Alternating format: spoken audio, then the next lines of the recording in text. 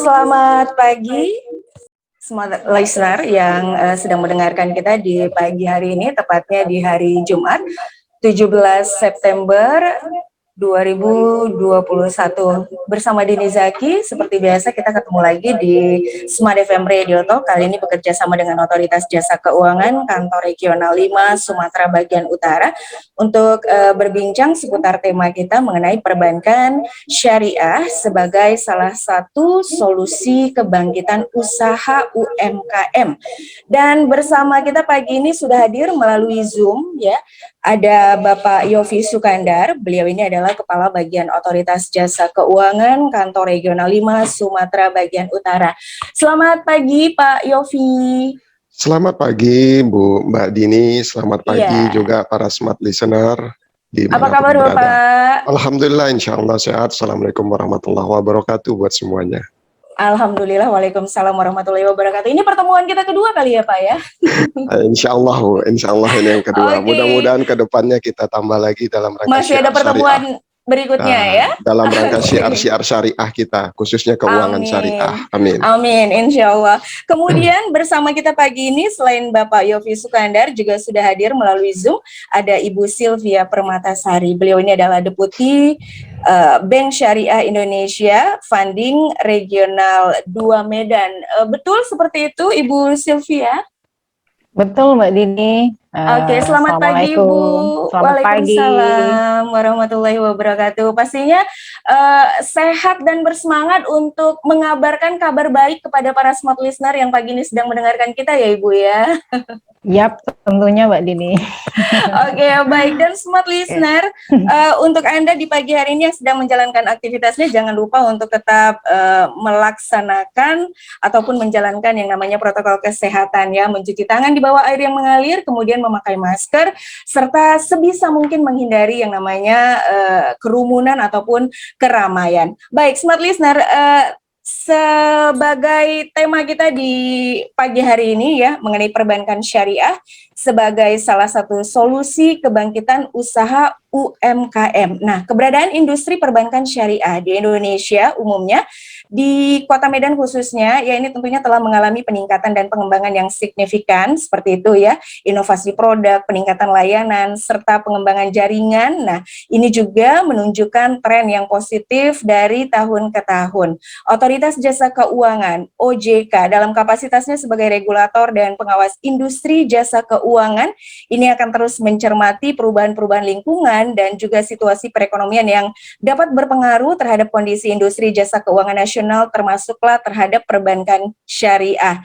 Nah, seperti yang tadi sudah disampaikan di awal, di kesempatan kali ini Smart Listener, Smart FM Radio Talk hadir kembali bekerja sama dengan OJK Otoritas Jasa Keuangan bersama Bank Syariah Indonesia bertemakan perbankan syariah sebagai salah satu solusi kebangkitan usaha UMKM.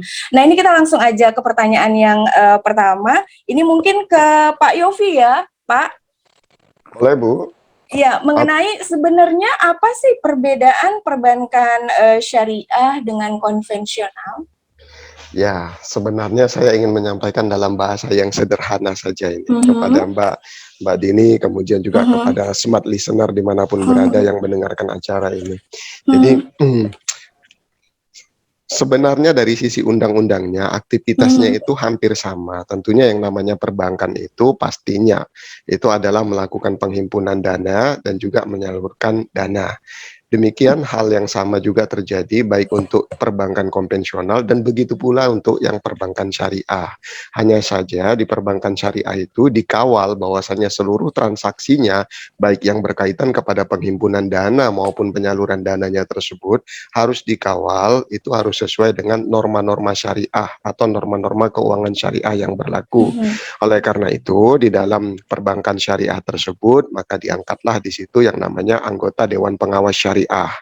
Nah, itu secara prinsipilnya. Tetapi secara sederhananya, saya ingin menyampaikan di sini, kalau mungkin Mbak Dini atau smart listener yang Muslim, mungkin kalau saya bertanya nih kira-kira, kalau sholat berjamaah di masjid itu yang paling rame dari sholat wajib 5 waktu itu sholat apa ya kira-kira?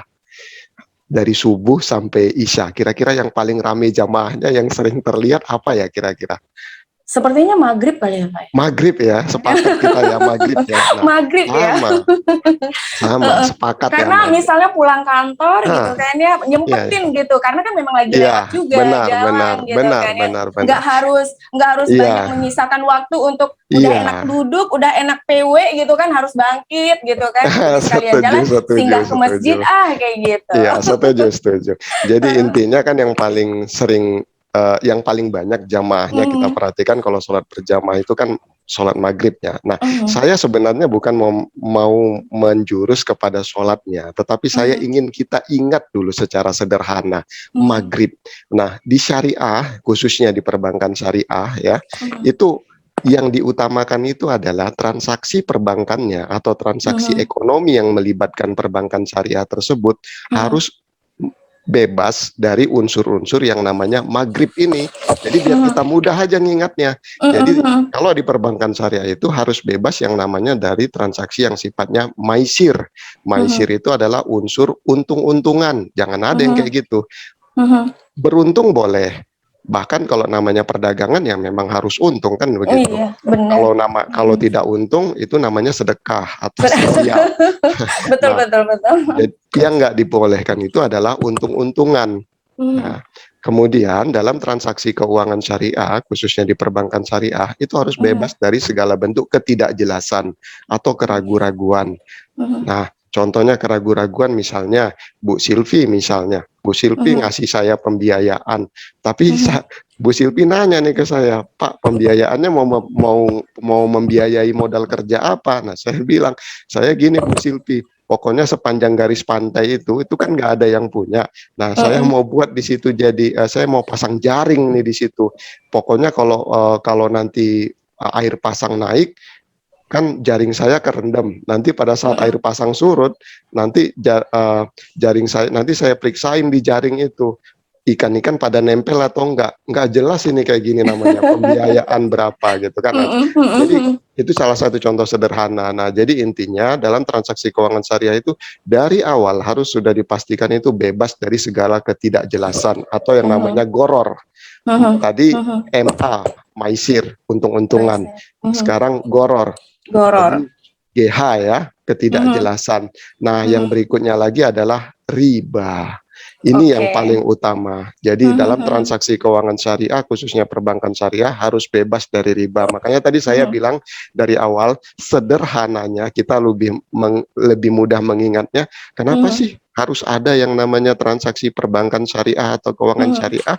Yaitu tadi, transaksi itu harus terpurifikasi atau dimurnikan atau termurnikan dari segala bentuk aktivitas yang namanya kita ingatnya dengan istilah maghrib itu tadi. Kira-kira seperti itu. Nah, Oke, baik. Terima kasih untuk penjelasannya luar biasa. Ini mudah sekali untuk dipahami begitu ya, Pak Yofi ya.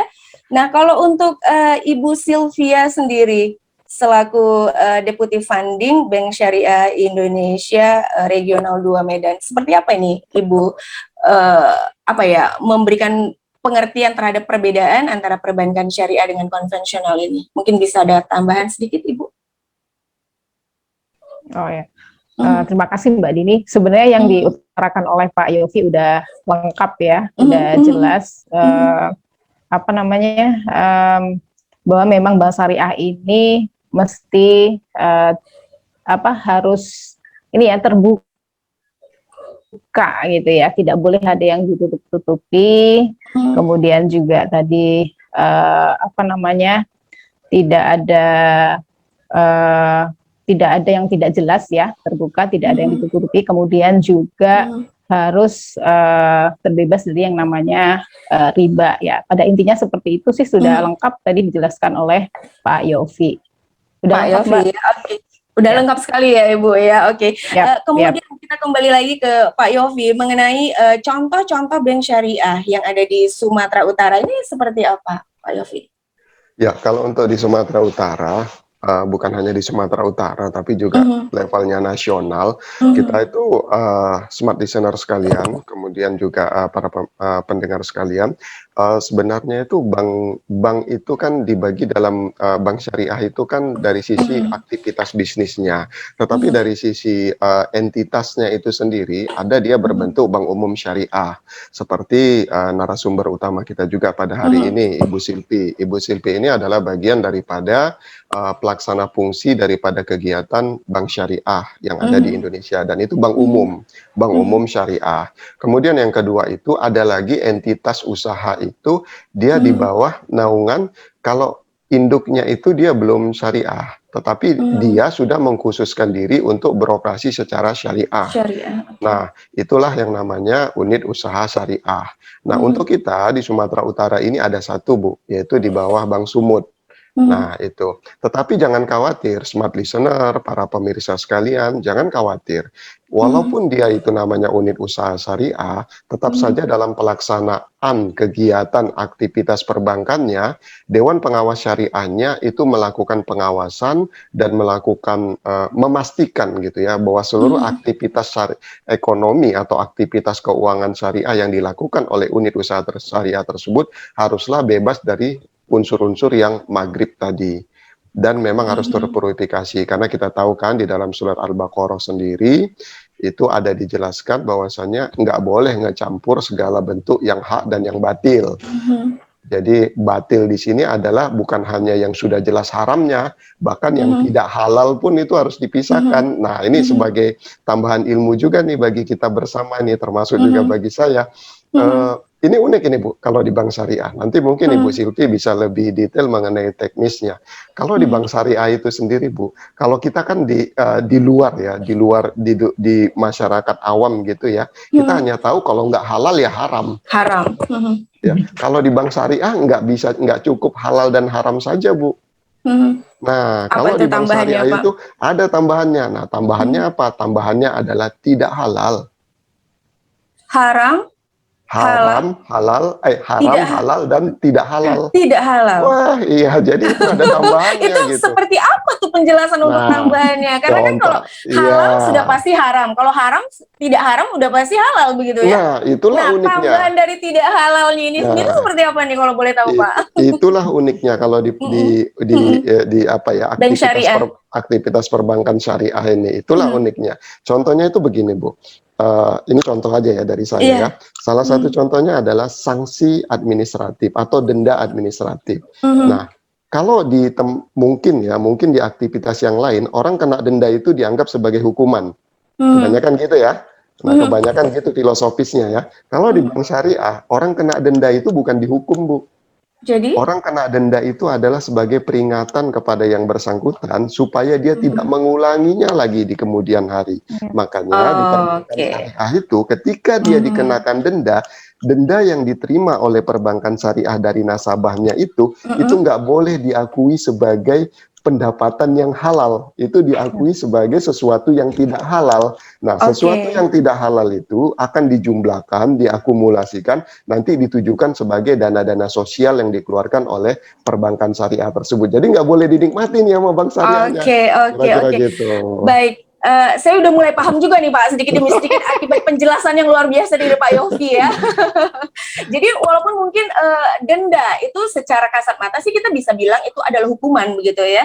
Tetapi dari denda ya tadi ya kan Pak ya, tapi tetapi tadi dari sisi bank syariah itu namanya pembinaan. Itu namanya pembinaan begitu ya. Iya, jadi itu bukan diakui sebagai pendapatan, tetapi nanti dikumpulkan kemudian untuk dikeluarkan lagi sebagai bantuan seperti itu ya untuk yang sebagai dana-dana sosial lah atau dana-dana kebaikan, sebagai dana-dana kebaikan. Tapi tadi saya kurang penjelasan saya. Tadi kan ada unit usaha syariah dan saya lengkapi satu lagi. Kita juga ada yang namanya Bank Pembiayaan Rakyat Syariah. Nah, di Sumatera Utara itu juga ada yang namanya BPRS itu. BPRS. Oke, seperti itu ya. Jadi bank perbankan syariah itu terdiri dari bank syariah, unit usaha syariah, bank umum syariah, unit usaha syariah, dan bank juga pembiayaan rakyat syariah. Bank pembiayaan rakyat syariah, begitu seperti itu ya. Oke, baik. Kemudian secara umum ada yang namanya akad seperti itu ya Pak ya. Ya. Apa saja nih akad yang sering digunakan dalam perbankan syariah ini? Kalau dari sisi akad, nah nanti ini mungkin Bu Silpi bisa lebih teknisnya ya. Tetapi saya pernah pada waktu itu melakukan pengumpulan data karena saya kebetulan pada waktu itu ada buat sebuah penelitian. Saya pengumpulan data sekitar 10 tahun lah gitu. 10 tahun dan data itu saya bagi dalam setiap bulan.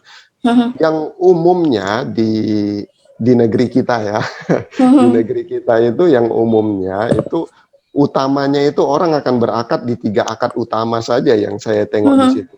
Yang pertama itu paling besar orang berakad di sisi murabahah atau akadnya itu adalah transaksi untuk mendukung jual beli, transaksi utama jual beli. Yang kedua itu adalah mudarobah. Mudarobah dan yang ketiga itu adalah musyarakah. Nah, mudarobah dan musyarakah ini adalah bagian daripada akad bagi hasil.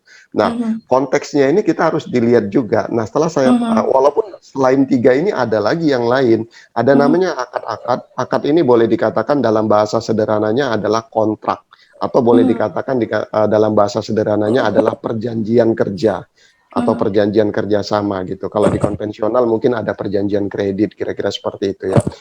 Ada lagi yang lain Bu. Kalau jadi syariah itu sebenarnya bukan hanya terbatas kepada yang yang 3 itu saja. Enggak, syariah itu luas. Bahkan ada di situ juga ada yang berbasis fee base. Fee base itu diantaranya di situ ada juga misalnya akad yang berkaitan sama penjaminan, ada kafalah, kemudian juga ada akad yang berkaitan sama gadai, rahan. Kemudian ada juga yang di dalamnya oleh perbankan syariah itu juga dilakukan akad yang berkaitan tukar falas gitu ya. Nah, itu syarf. Nah, itu dan beberapa akad-akad hybrid lainnya itu ada. Nah, cuman saya melihat di Indonesia itu secara umumnya 3 ini yang menjadi key player ya. Yang pertama itu adalah akadnya murabahah, kedua mudarobah, dan ketiga musyarakah. Nah, dari sisi ketiga akad ini, nah saya juga melihat ada stigma, bukan stigma, ada semacam karismanya tersendiri lah. Kalau murabah, oke, itu lazim orang mungkin kalau itu tujuannya kalau nggak untuk konsumtif, mungkin untuk investasi ya. Tetapi kalau mudarobah sama musyarakah ini, kadang-kadang dia tergantung kepada kondisi ekonomi gitu. Dan tidak hanya di negeri kita, tetapi juga di negara lain. Negara lain ya. Itu kalau dia kondisi ekonomi lagi ketat-ketatnya gitu ya. Kalau lagi ketat-ketatnya, itu biasanya orang-orang itu akan terdorong pakai akadnya itu musyarakah. Karena kalau di musyarakah ini ibaratnya kayak joint venture gitu, partisipasi. Dari saya modalnya berapa, dari Anda modalnya berapa gitu. Jadi kita sama-sama ingin membangunnya dan jangan sampai usaha ini bangkrut atau hancur. Nah, risiko tanggung bersama. Tapi kalau dalam kondisi ekonomi lagi baik, pertumbuhan ekonomi juga lagi oke. Nah, biasanya para investor atau pemilik modal yang banyak atau penyedia dana, lembaga keuangan syariah, khususnya mungkin perbankan syariah, itu memang lebih cenderung untuk menggunakan mudarobah. Karena mudarobah itu adalah perjanjian akad kerjasama dengan sistem nanti hasilnya bagi hasil ataupun sharing risk, tetapi kondisinya adalah banknya itu adalah saya sebagai penyedia dana, nah, Anda sebagai mitranya, nasabahnya adalah sebagai pengelola. Mungkin seperti itu. Nah, mungkin lebih teknisnya nanti kalau Ibu kondisi Sylvia ya. ada di Ibu Silpi. Oke, baik. Sebelum kita ke Ibu Sylvia, sebelumnya terima kasih untuk Pak Yofi atas penjelasannya ya. Nanti setelah ini kita akan bertanya secara lebih jelas lagi mengenai secara umum apa saja akad yang sering digunakan dalam perbankan syariah ini kepada Ibu Sylvia Permatasari. Tetapi kita jeda dulu ya, Ibu, Bapak, boleh ya?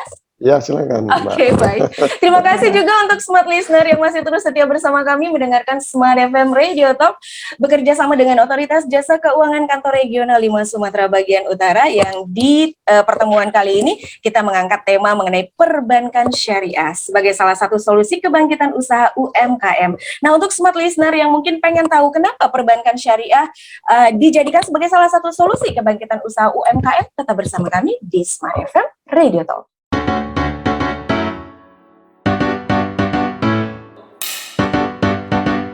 Investasi bodong menarik tapi bohong. Janji gombal hasil besar, tapi bikin hati ambiar.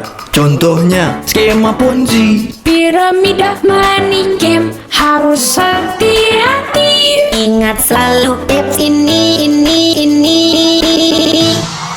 jangan lupa 2L. Legal, logis, Legal logis, cek legalitasnya ke OJK. sudah terdaftar atau tidak? Apa hasilnya masuk logika? Masa uang kecil jadi luar biasa? Investasi bodoh. Ya pasti bohong.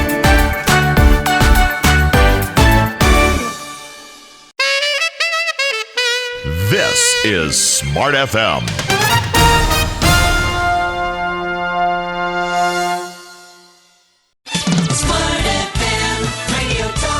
Smart listener yang masih terus bersama kami di 101,8 Smart FM Medan, Smart FM Radio Talk masih terus menemani Anda bekerja sama dengan Otoritas Jasa Keuangan Kantor Regional 5 Sumatera Bagian Utara, dan kita masih bersama narasumber Bapak Yofi Sukandar selaku Kepala Bagian Otoritas Jasa Keuangan Kantor Regional 5 Sumatera Bagian Utara, kemudian juga bersama Ibu Sylvia Permatasari selaku Deputi Funding Bank Syariah Indonesia Regional 2 Medan.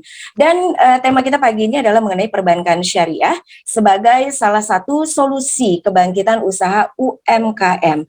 Nah, berbicara mengenai perbankan syariah sebagai lembaga keuangan yang berupaya dapat mengakomodir kebutuhan masyarakat akan layanan jasa keuangan dan perbankan dengan prinsip syariah tentunya ya. Dan secara garis besar, layanan yang diberikan bank syariah nyaris tidak berbeda dengan bank konvensional, dan hal utama yang membedakan itu adalah adanya akad yang mendasari setiap layanan. Tadi kita sudah sedikit mendengar ya penjelasan mengenai secara umum apa saja akad yang sering digunakan dalam perbankan syariah tadi oleh Pak Yofi. Kali ini kita lebih jelas lagi akan bertanya ke Ibu Sylvia mengenai secara umum apa saja akad yang sering digunakan dalam perbankan syariah nih Ibu. Silakan.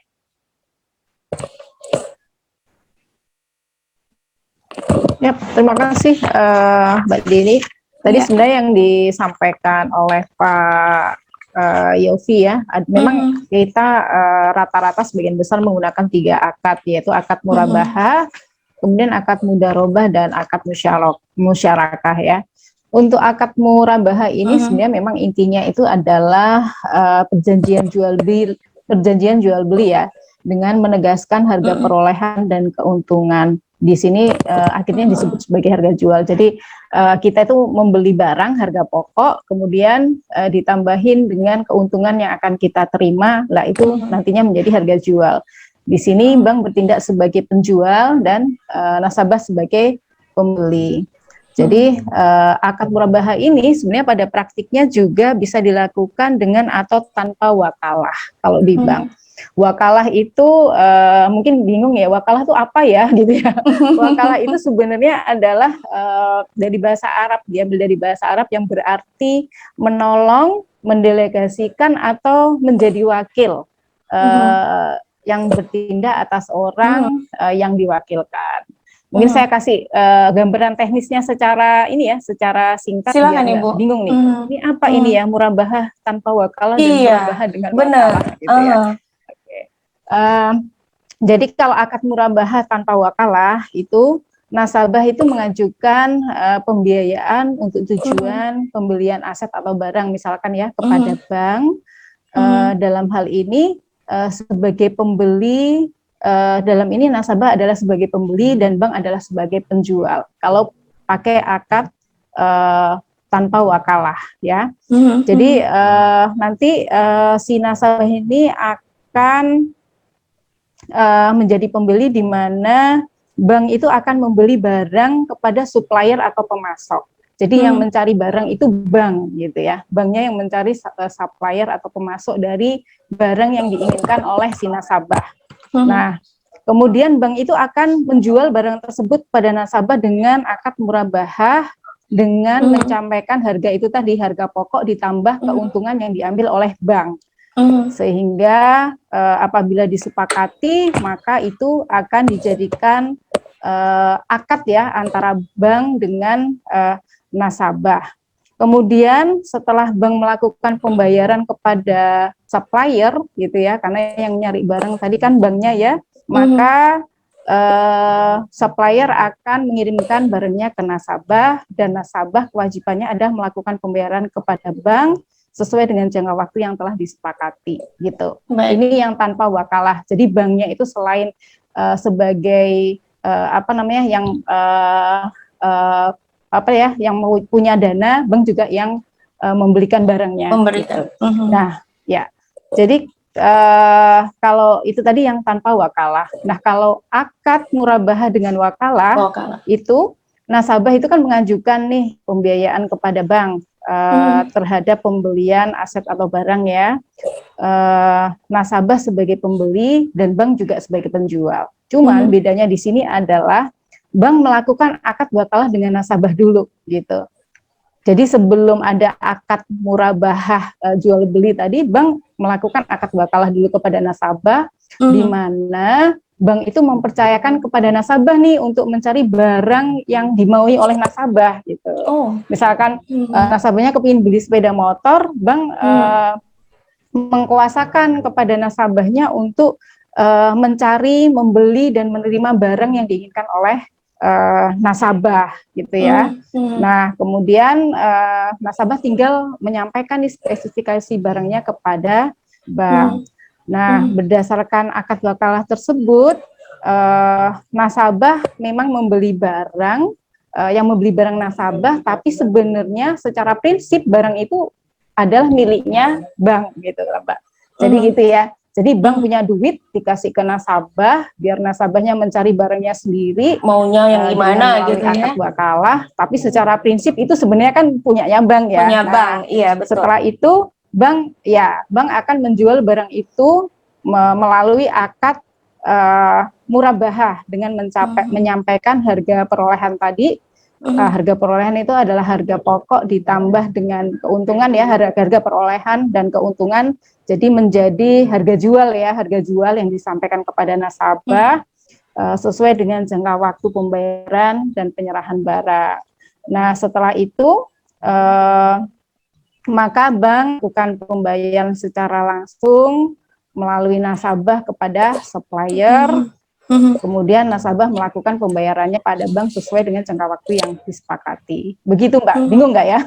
Bingung gitu. Jadi bedanya begitu, sama-sama jual beli, cuman kalau ya malah jadi bingung. Tapi begini, Ibu Sylvia, murabahah jual beli ini bisa saya jelasin secara singkat lagi ya, bisa dua macam. Bisa bank langsung yang mencarikan barang kepada nasabah, gitu ya, bank langsung nih. Jadi bank nasabah cuma datang ke bank, Bu Sylvie, misalkan ya, nasabah datang ke BSI, saya mau sepeda motor. Oh oke. Mau sepeda motor yang bagaimana, yang modelnya harganya segini, gitu. Oke, nanti saya dari Bank BSI yang akan mencarikan tokonya. Nah, nanti tinggal begitu selesai akad murabahah saya dengan nasabah, maka barang akan dikirimkan ke nasabah. Itu yang tanpa wakalah. Kalau dengan wakalah, itu saya, bank pihak BSI, memberikan kepada dana. Nasabahnya, terserah memberikan dana kepada nasabahnya, mewakilkan ya, wakalah itu mewakilkan, terserah nasabahnya mau cari di toko mana, tidak kita tentukan. Kalau tadi yang di BSI mungkin kita udah tentukan ya kerjasama dengan toko A gitu. Nah ini terserah nasabahnya mau cari di toko mana. Yang penting spesifikasi sepeda motor yang dia mau yang sesuai dengan yang disampaikan kepada bank, jadi harganya sesuai. Oke. Nah, ini kan kita nggak ini kan kita nggak mungkin secara detail ya menjelaskan mengenai jenis-jenis akad ini karena banyak banget ya jenisnya ya. Nah, yang ingin saya pengen sampaikan ke Ibu Sylvia mengenai begitu banyaknya pilihan akad ini kepada para nasabah ini nanti yang datang ke bank syariah akan mendapatkan penjelasan seputar akad ini atau seperti apa nih? Atau mungkin dia pengen pilih pengen akad yang ini atau gimana, ada pengarahan dari bank syariahnya sendiri? Pastinya kita akan ada ini ya, sebelum kita tentukan memakai akad apa, pasti kita akan lakukan know your customer. Kita mesti tahu dulu nih nasabah maunya apa gitu kan. Maunya apa, barangnya yang mau dibeli apa, atau tujuannya datang ke bank tuh untuk apa. Apakah dia membutuhkan modal usaha atau mau beli barang atau mau nitip barang. Nah, itu pasti kita akan tanyain dulu nasabahnya. Kemudian nanti kita akan arahkan tuh kalau mungkin kita akan memberikan beberapa option pilihan, kira-kira nasabahnya lebih nyaman di mana sehingga ada kesepakatan. So baru dilaksanakan akad pembiayaan untuk nasabahnya. Jadi kita sifatnya terbuka, Mbak, open. Nasabah maunya apa, bank kasih pilihan. Oke. Seperti Gitu, tadi Mbak tujuan bank syariah itu sendiri harus memang terbuka begitu ya? Yap. Oke. Jadi sebenarnya kalau dengan menggunakan bank syariah ini ya, nasabah itu tidak hanya menikmati fasilitas perbankan atau finansial saja, tetapi dengan menggunakan bank syariah sebenarnya nasabah itu ikut memberikan kontribusi dan memberikan manfaat kepada umat. Karena itu tadi salah satu yang disinggung oleh Pak Yofi tadi, salah satu dendanya itu tadi akhirnya dikembalikan lagi untuk umat. Iya, bantuan-bantuan sosial ya. Itu kita juga menggalang bantuan-bantuan sosial melalui lembaga amil zakat BSI yang sudah dibentuk. Jadi sebenarnya nggak ada ruginya. Justru kalau memakai bank syariah itu ada plus-plusnya gitu loh. Nggak cuma duniawi yang didapat gitu ya, tapi juga insya Allah dunia akhirat gitu lah. Kira-kira gitu ya Pak. Kita jadi tersenyum-senyum. Membuat kita para nasabahnya secara nggak kalau ada yang kurang pas bisa ditambahin. Gimana Mbak Din? Jadi secara nggak langsung kita para nasabahnya bisa jadi lebih menjadi seseorang yang religius begitu, tidak hanya duniawi semata ya. Iya. Jadi ada value lebih yang bisa diterima oleh nasabah. Benar dunia akhirat. Oke. Jadi untuk smart listener yang mungkin tadi agak sedikit bingung seperti saya mengenai penjelasan tentang akad-akad ini, banyak banget pilihannya ya. Kemudian juga masih ada lagi bagian-bagiannya, nggak perlu bingung ya, itu nanti bisa ditanyakan langsung, datang saja ke bank syariat ya, itu di mana-mana ada, pasti disarankan atau diarahkan ya Ibu ya? Iya, pasti akan ada diarahkan, disarankan, ada pilihan option, dan kita akan pasti jelaskan sampai nasabah benar-benar paham, jangan sampai kayak ngambil kucing dalam karung gitu. Karung, kemudian juga kan ada juga hitam yang kita ambil gitu ya. Betul, kan kemudian juga ada statement yang bilang nggak kenal maka nggak sayang kan gitu, jadi harus kenal lebih jauh dulu biar sayang gitu kan. Iya. Oke, kemudian terima kasih. Tapi sebenarnya nggak usah bingung nih, sebenarnya simple ya. Sebenarnya simple, cuman mungkin karena kita jarang mendengar kata-kata kayak murabahah, musyawarah, mudarobah, wakalah, jadi agak bingung ya.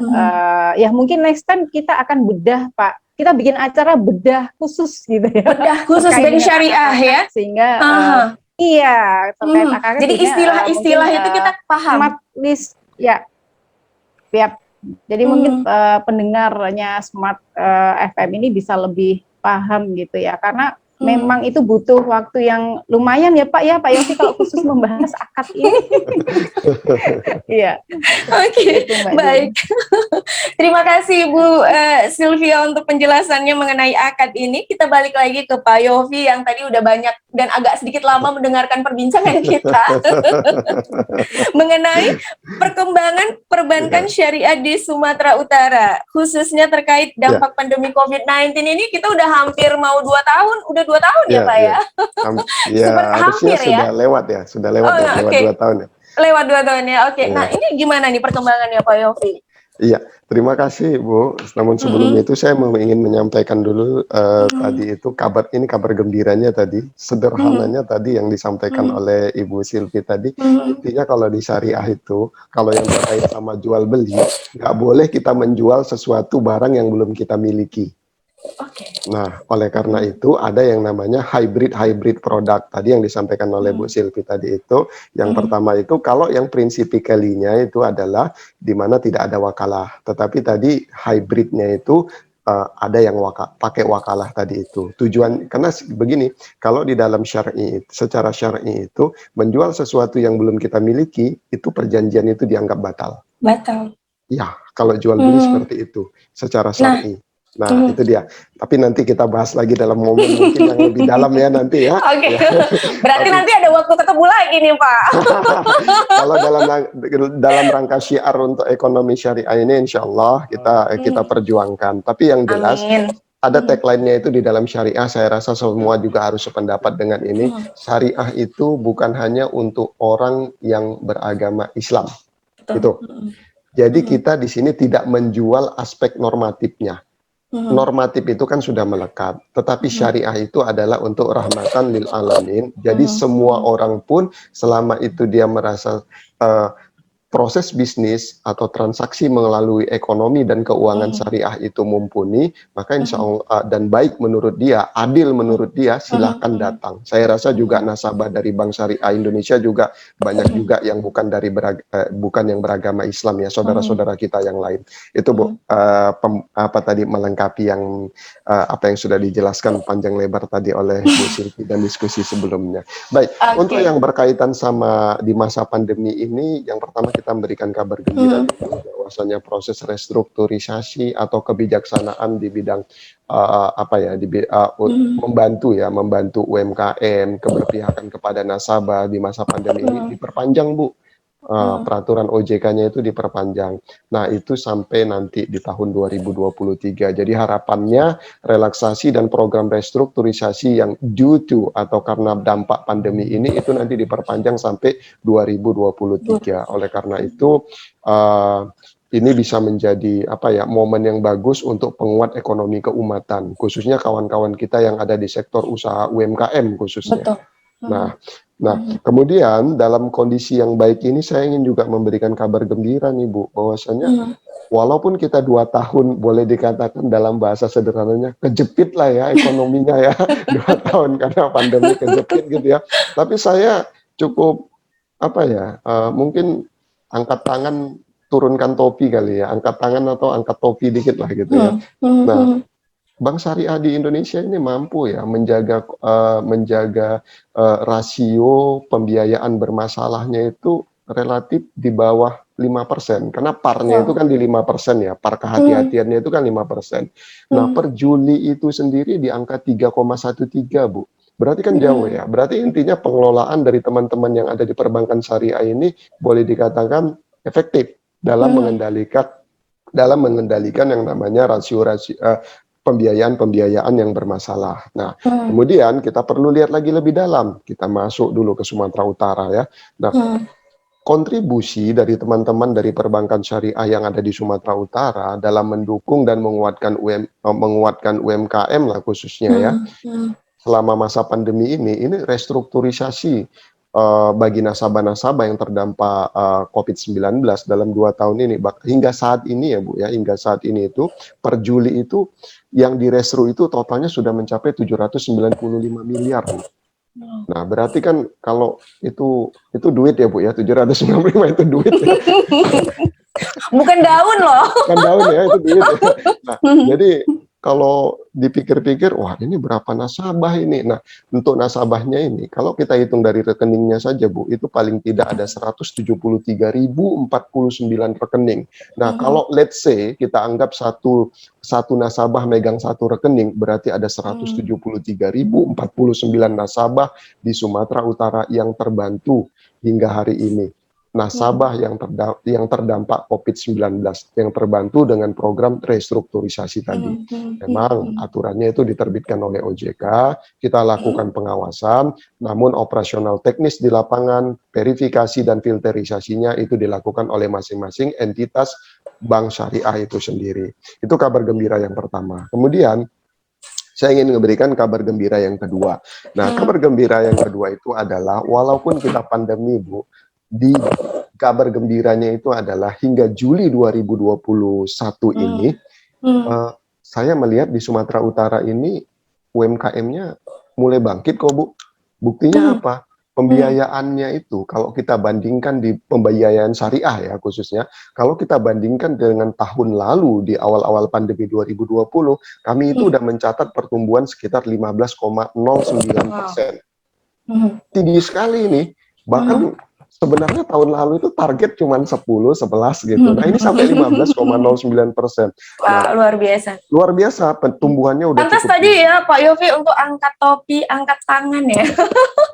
Kalau angkat tangan nyerah Bu, maksudnya Oh, angkat maksudnya- tangan. Angkat topi ya, angkat topi. Angkat topi lah gitu ya. Oke, oke.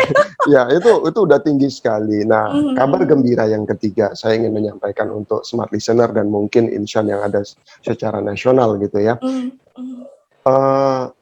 Akses permodalan itu ya memang pandemi ini memang melahirkan berkah ya bagi kita. Salah satunya kita saat ini bisa menggunakan teknologi, artinya ketika kita mau share radio kita nggak mesti lagi datang ke ininya ya, ke studionya, tapi kita bisa Seperti live kita langsung. sekarang ya Pak ya. Seperti ini. Nah begitu juga lembaga keuangan juga melakukan transformasi Bu terkait itu. Bahkan hingga hari ini aksesnya itu, akses daripada UMKM itu untuk terhadap sektor permodalan itu juga sekarang sudah bertransformasi. Makanya OJK itu menginisiasi yang namanya pembentukan ekosistem keuangan digital.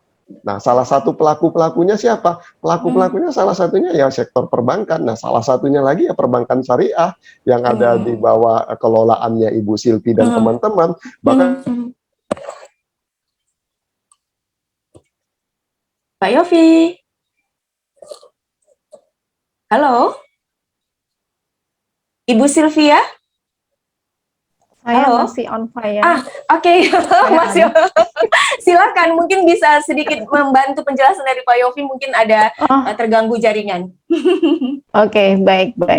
Ya, Mbak Dini, kalau Pak Yofi tadi kan bercerita tentang ini ya, perbankan syariah di Sumatera Utara. Betul, perkembangannya. secara besaran ya. Mungkin kalau saya secara ini ya, secara Bank Syariah Indonesia ya lebih mengkhususkan gitu ya.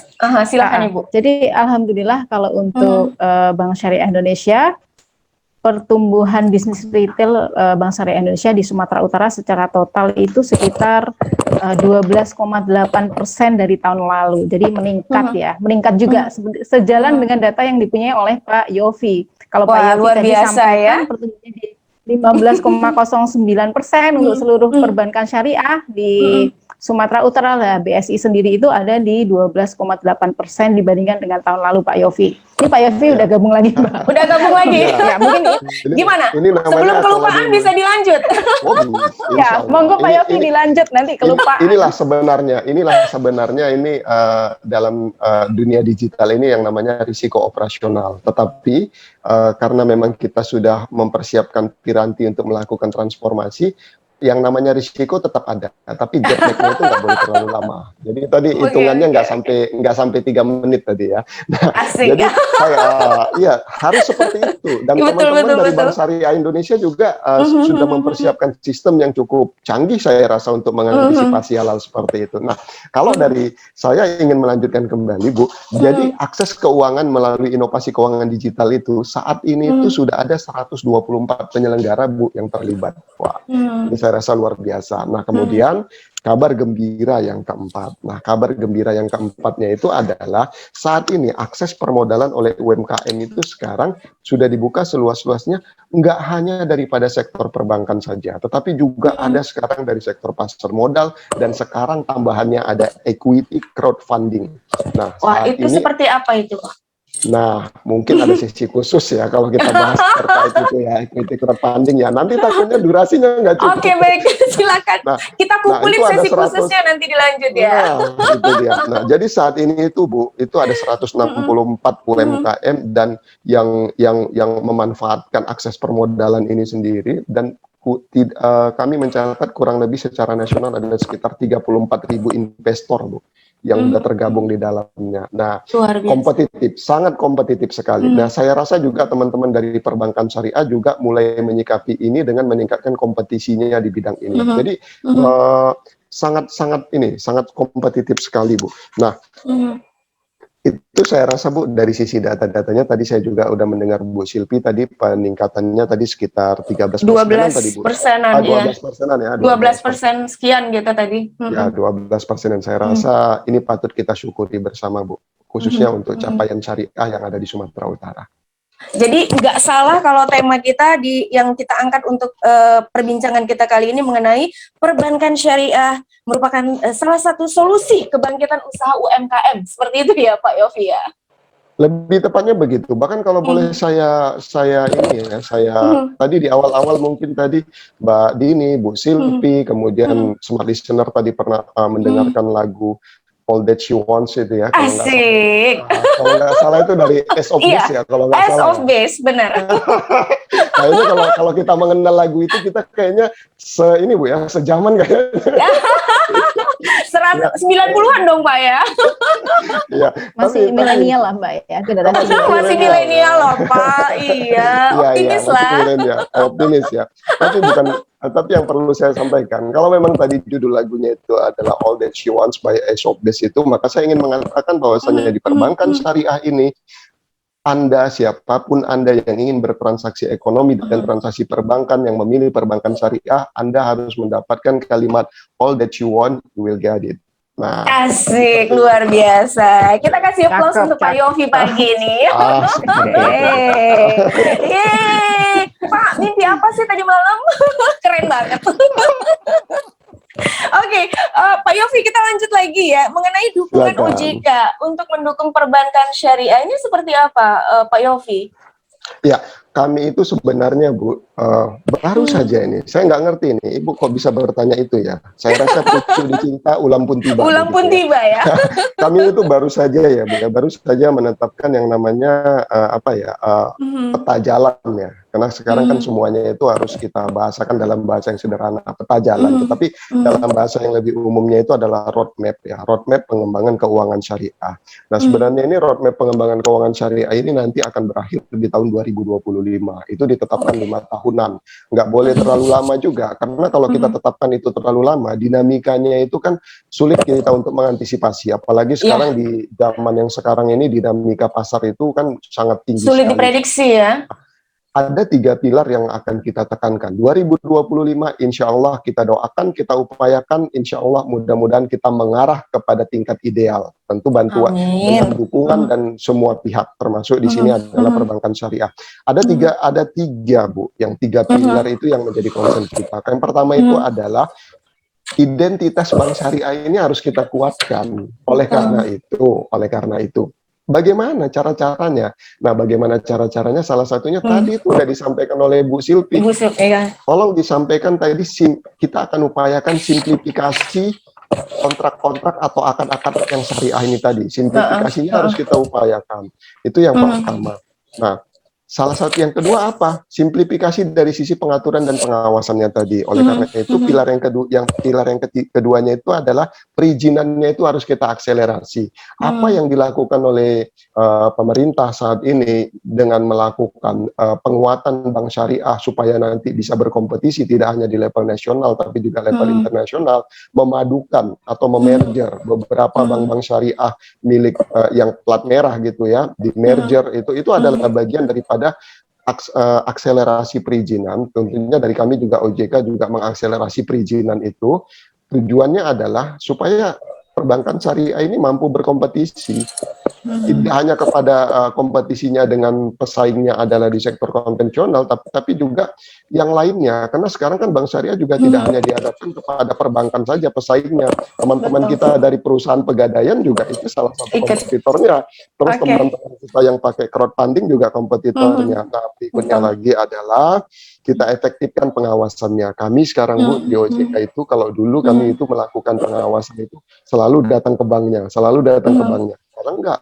Bank itu sekarang udah nyampaikan laporan secara online. Kita itu juga melakukan pengawasan secara online. Nah, kalau kita temukan nanti hal-hal yang perlu kita klarifikasi dan konfirmasi lebih lanjut, kita akan lakukan datang ke tempat lebih langsung. Dan ini sudah berjalan dalam 2 tahun ini, dan insya Allah sampai hari kita nilai tidak ada masalah, masih berjalan dengan lancar. tidak mengurangi kualitasnya. Kira-kira begitu, Bu.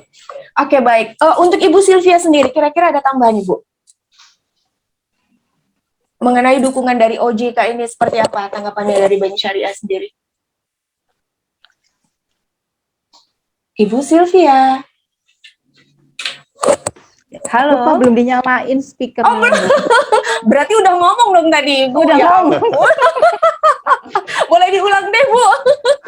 Berasa lagi nggak pakai nggak pakai Iya, ya. Zoom gitu ya. Ntar Jadi nanti langsung lain kali ngomong kalau udah aja. aman langsung datang ke sini ya, Bu, lebih enak kayaknya ya. Ya, ini Silakan, Ibu. memang alhamdulillah ya semakin ke sini tuh dukungan OJK untuk Bank Syariah itu memang terasa sekali ya. Alhamdulillah juga terkait dengan digitalisasi yang disampaikan oleh Pak Yofi tadi, kami dari Bank Syariah Indonesia juga saat ini lagi kenceng-kencengnya nih Pak untuk bertransformasi gitu ya.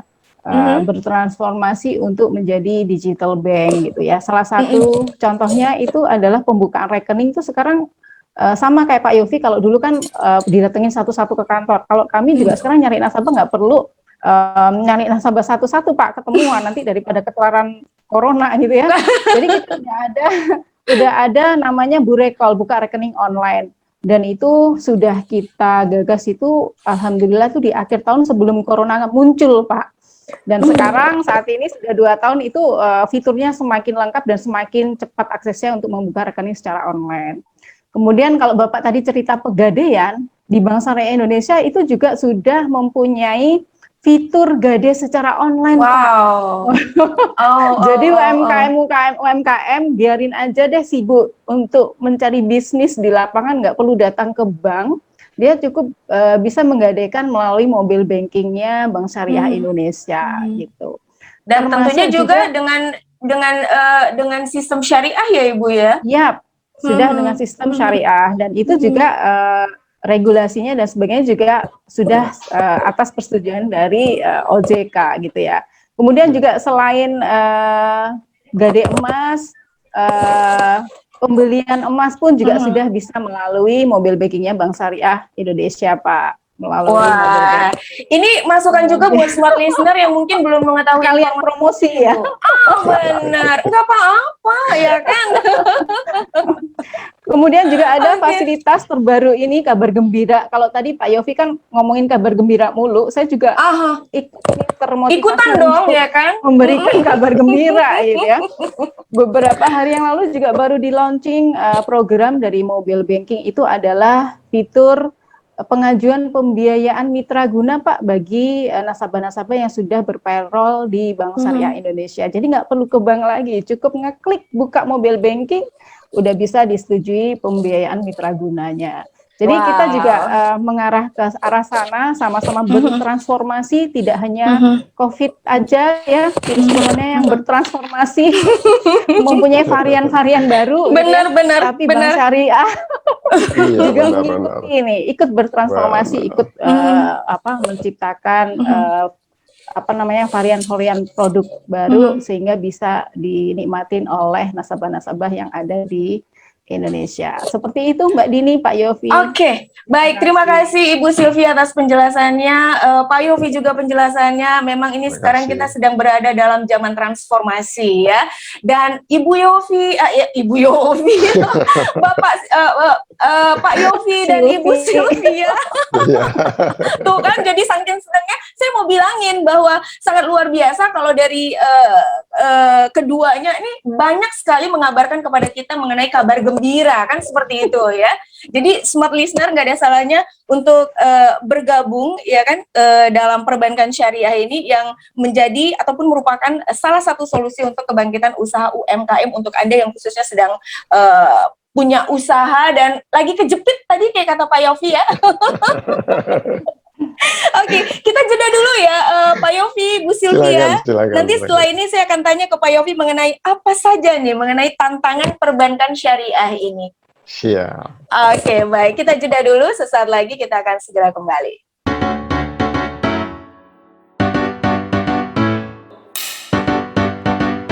Investasi bodong menarik tapi bohong. Janji gombal hasil besar, tapi bikin hati ambiar.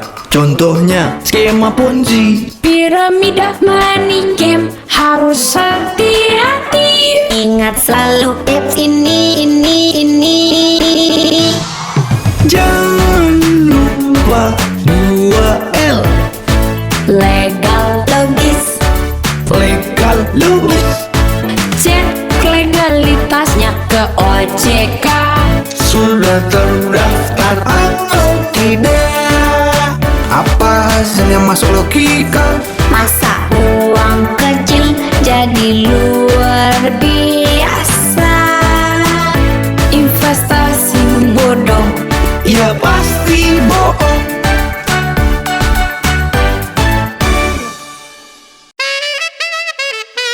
This is Smart FM.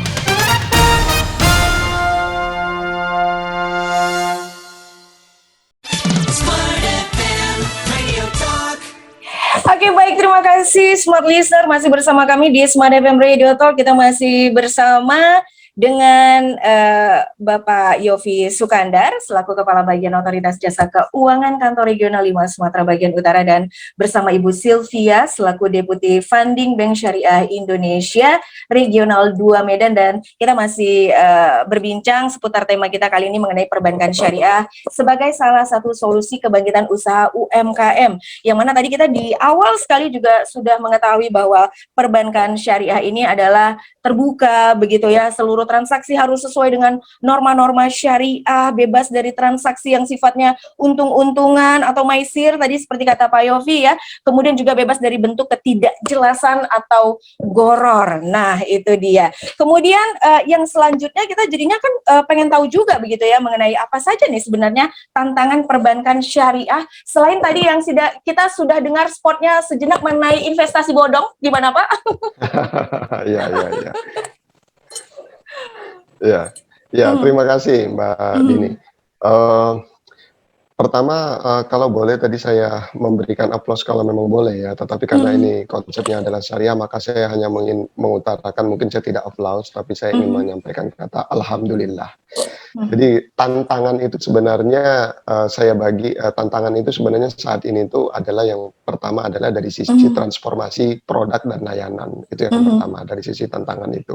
Kenapa? Karena sekarang ini kita kan dihadapkan kepada bentuk digital banking itu ya, diperlukan digital banking, kemudian juga kita dihadapkan kepada kebutuhan untuk virtual banking. Nah, karena konteks-konteks ini, maka yang paling utama tantangannya itu adalah keamanan dalam bertransaksi, itu yang pertama. Karena bagaimanapun namanya industri perbankan ini kan dihadapkan adalah industri yang berbasiskan kepada kepercayaan. Nah, saya tadi berterima kasih juga ini karena tadi Bu Sylvie udah menyampaikan, baru saya mau bilang, dia udah nyampein duluan, udah one step sehati ya. Kira-kira begitu.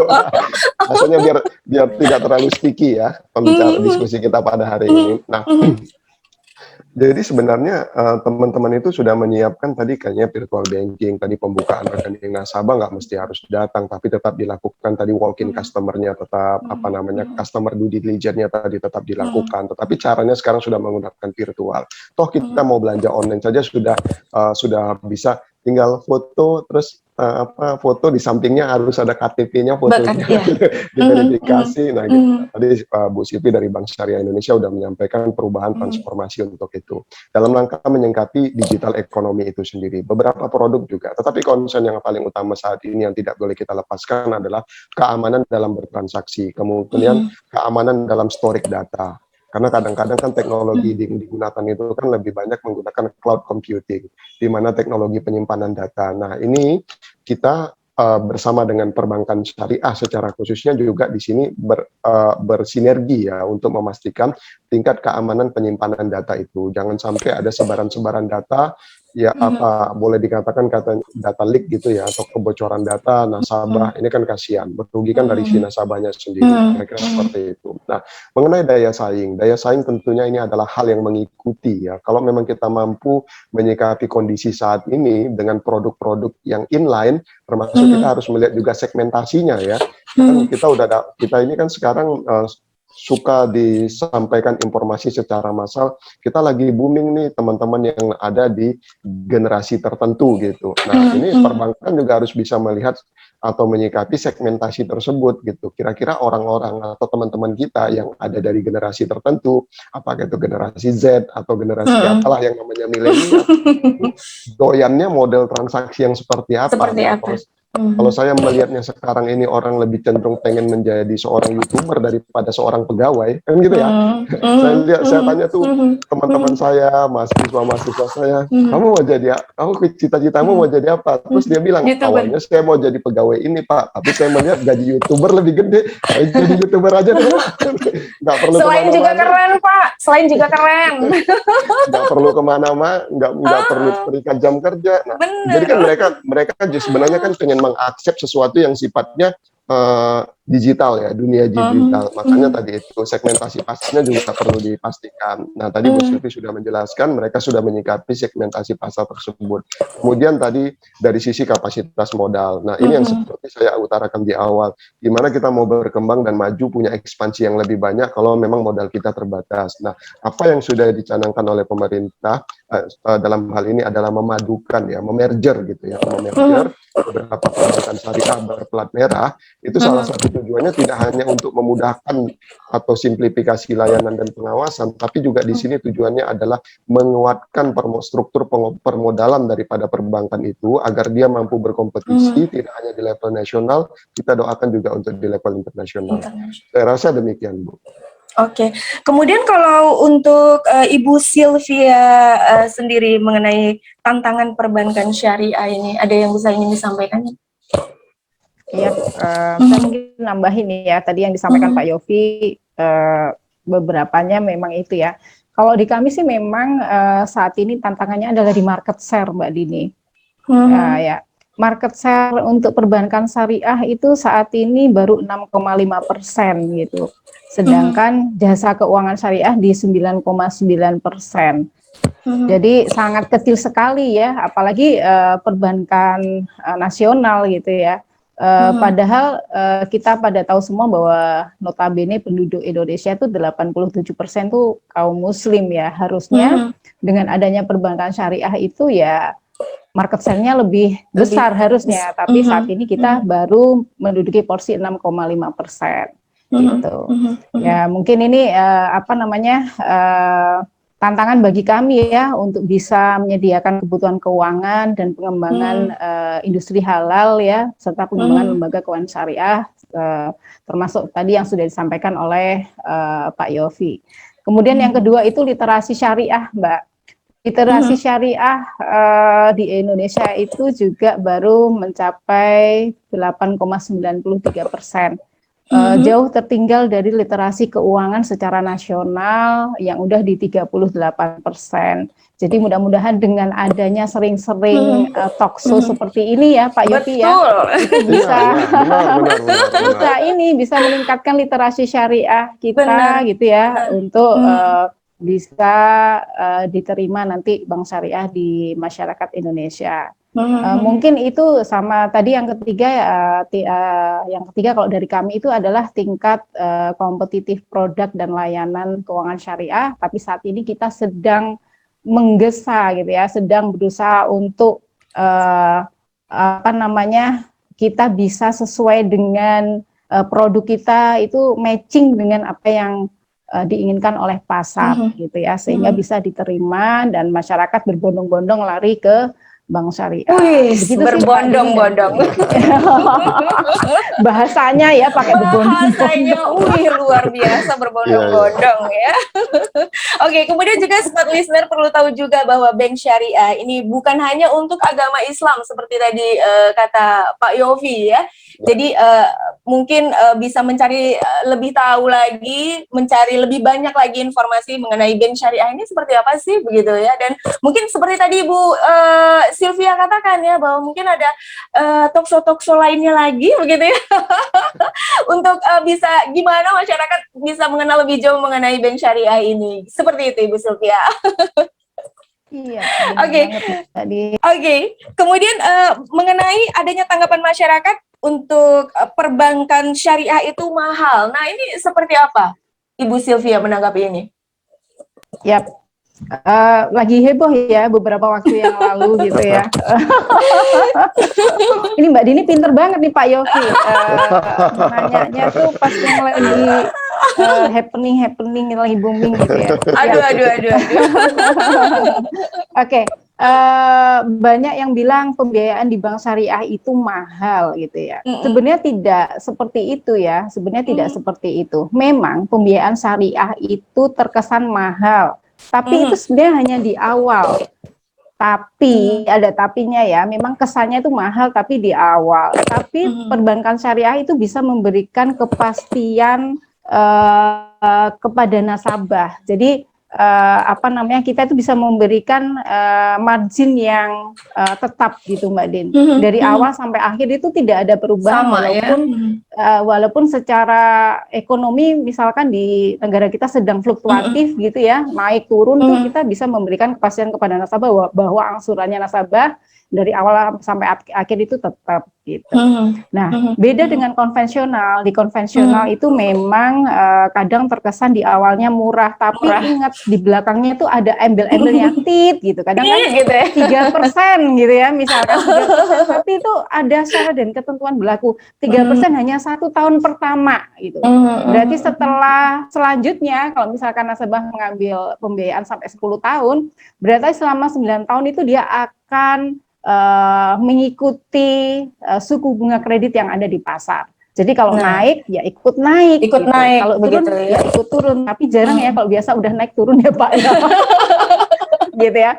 Ya berarti dia akan floating, akan tidak tetap, sehingga kalau di konvensional sering didapati bahwa nasabah mendapatkan angsurannya tiba-tiba naik tanpa ada persetujuan dari nasabahnya dulu. Nah, seperti itu. Jadi sebenarnya di bank syariah itu tidak mahal. Cuman memang kita itu memberikan kepastian bahwa nanti itu akan tenang gitu loh sampai akhirnya. Kalau ada apa-apa nanti di perjalanan pembiayaan itu bisa tenang karena kita sudah ditetapkan segitu gitu. Dan untungnya lagi insya Allah yaitu tadi berkah ya dunia akhirat. Jadi kalau ada apa-apa pun kita tenang, tidak lagi dikejar-kejar yang namanya riba gitu ya. Karena kita tahu ya anaknya udah syariah, pembiayaannya syariah, insya Allah ya kalau ada apa-apa ya aman lah dunia akhirat. Ya. Gitu Mbak Dini. Aman dan tenang ya Ibu Sylvia. Ya, dunia akhirat loh Mbak, dunia akhirat. Bener. Dunia akhirat aman dan tenang. Wih, luar biasa. Ini pada mimpi apa sih Ibu Sylvia dengan Pak Yofi? Keren banget hari ini. Oke, kemudian kalau untuk Pak Yofi sendiri mengenai tanggapan masyarakat kalau perbankan syariah itu mahal, nah gimana Pak Yofi? Ya, kalau ini sebenarnya sudah saya dengar sejak 10 tahun yang lalu. Waduh, 10 tahun, bukan waktu yang sebentar loh. Cuman saya nggak ngerti ini siapa orang yang mendalangi dan mempersepsikan ini. Ini kalau ibaratnya dosa, ini namanya dosa jariah ini. Aduh, serem ini, Pak. Serem. Ya, jadi sebenarnya kita gini, saya sebenarnya ingin menguatkan tadi apa yang disampaikan oleh Bu Silvi. Yang pertama, saya ingin sampaikan dari sisi normatifnya dulu. Buat smart listener, buat saya, buat kita-kita yang beragama ya, Islam, atau yang Muslim dulu lah ya, yang Muslim. Gini, Anda hanya bedanya misalnya ya, Anda hanya bedanya cuma 100.000 ketika Anda ngambil pembiayaan di bank syariah atau di lembaga keuangan syariah, kemudian Anda ngambil yang selain syariah. Bedanya 100.000 di awal, lebih mahal. Sudah 100.000 lebih mahal. Kemudian Anda pilih yang hanya bayarnya cuma 100.000. Tapi Anda, dunia akhirat, Anda udah bebas tanggung jawabnya. Kalau nanti aman dan tenang tadi ya Pak. Anda kalau ada aktivitasnya nanti itu, misalnya anggaplah salah satu DPS-nya, anggota Dewan Pengawas Syariahnya melakukan misconduct misalnya gitu ya. Misconduct itu misalnya dia melakukan yang sesuatu yang tidak halal dihalalkan atau sesuatu yang haram dihalalkan gitu kan. Ya kan kita sebagai nasabah kan nggak tahu tuh prinsipnya itu kan begitu. Mereka kan yang lebih paham seperti itu, kira-kira seperti itu. Anda jalanin aja yang sebagai nasabah syariah sebagaimana akad yang sudah ada. Jalani aja. Nanti kalau di akhirat, di yaumul hisab, Anda nggak akan ditanya. Yang ditanyain, yang heboh, Anda udah dapat password langsung, bebas gitu, untuk transaksi yang itu. Ya. Nanti yang ditanyai DPS-nya yang berat itu. Terserah mau gimana, pokoknya saya nggak tahu. Saya kan pokoknya sesuai syariah fatwanya. Mengikuti aturan ya Pak ya. Udah mengikuti aturan ya. Jadi pertama, hanya dengan 100.000 Anda bisa melenggang dengan ininya. Misalnya kalau tadi bedanya cuma 100.000. Yang kedua, sama seperti yang disampaikan oleh Ibu Silvi tadi. Kalau misalnya dalam kondisi ekonomi ketat, ya, dalam kondisi ekonomi ketat itu kan kebijakan suku bunga itu kan kalau yang konvensional suka fluktuatif. Biasanya kalau kita berakad kredit itu kan ada tulisan PA ya. PA itu maksudnya suku bunga setahun berapa. Nah biasanya jarang sekali orang memberikan suku bunga itu kalau akad kreditnya itu di atas 1 tahun, dia suku bunga fix terus gitu. Itu biasanya jarang. Kalaupun paling itu fixnya paling 2-3 tahun. Selepas itu kalau kredit Anda jangka panjang misalnya 5 tahun atau lebih dari 5 tahun, Anda akan terus berfluktuatif mengikuti suku bunga pasar. Perbankan juga nggak mau beda konteksnya adalah perbankan konvensional sama syariah adalah kalau perbankan konvensional kan akan melihat berapa duit yang Anda pinjam.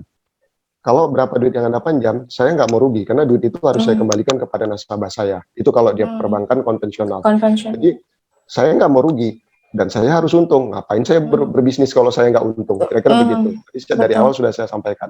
Kalau kita berbisnis nggak untung, itu namanya sosial. Kegiatan sosial namanya. Nah, itu dia. Nah, seperti itu. Nah, jadi kalau Anda pinjam 1 juta, mau Anda sekarat, mau bisnis Anda sekarat, mau Anda tertekan oleh kondisi ekonomi yang tidak menentu, saya tidak mau tahu, Anda harus bayar sejumlah itu. Suku bunganya sebesar apa? Suku bunganya adalah sebesar, kita ikuti suku bunga pasar. Suku bunga pasarnya berapa?